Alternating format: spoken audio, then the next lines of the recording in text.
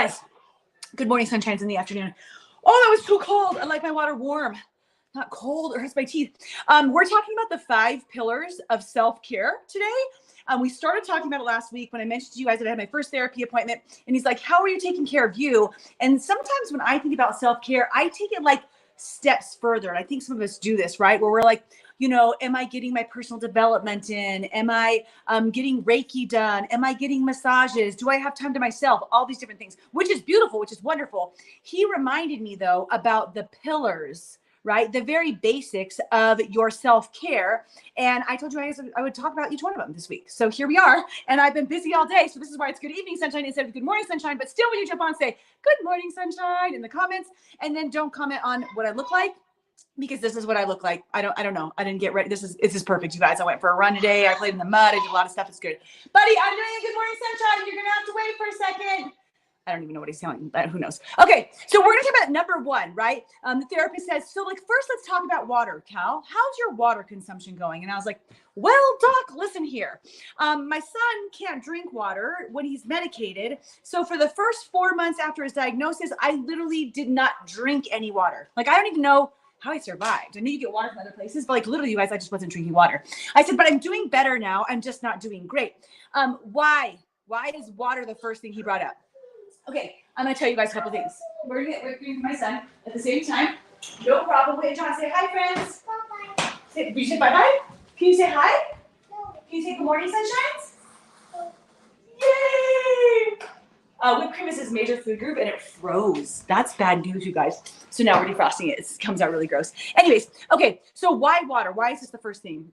We're going to educate ourselves for just a second here. Your body is made up of 60% water. Like primarily, we've got 60% of our weight is water. Would you think about that? That's like 75 pounds. Well, that can't be right. Is that what I said? Well, 60% of your body is made up of water. And you need water for all of your basic functions, right? For your metabolism, just to be moving around.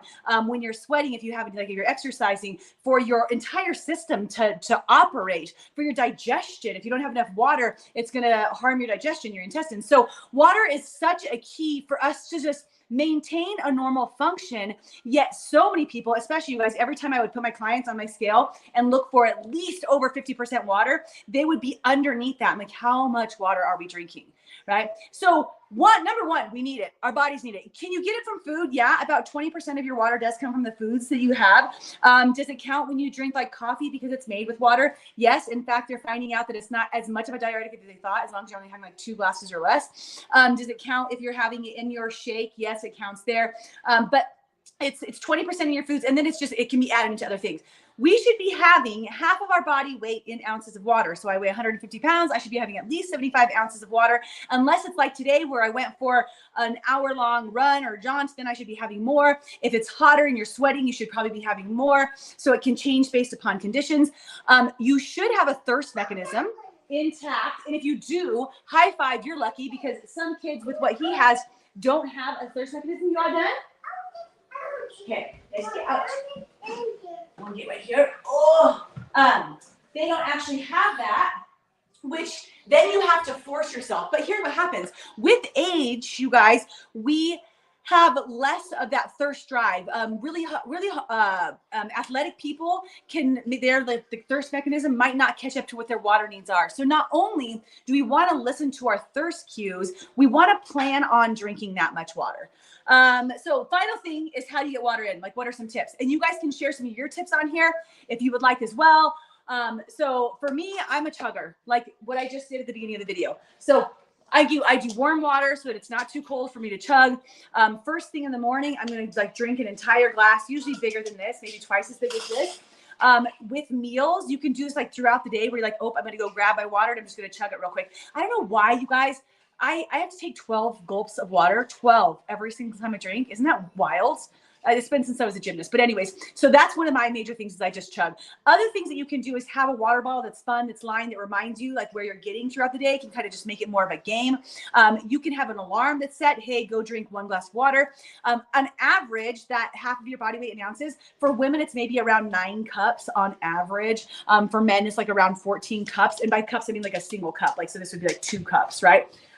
So when you're looking at that, that kind of gives you an idea. You can use different things in water, like pineapples, lemons, limes, any sort of fruit, mint, different thing, lavender. You could use oils in there just to make it more enjoyable if you really hate the taste of water. But if you hate it like me, I mean, I don't hate it, but if you hate it, you could do like me and just chug it. I feel like it's just way easier that way. Like, just get it done, right? Just get it out of the way.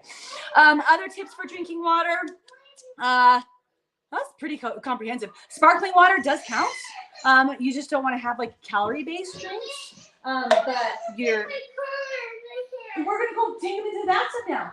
Bath time! So first pillar of your self-care is something as simple as just having water. Yeah. If you guys have any questions, let me know. It's nighttime. It's where it explodes. Okay, bye.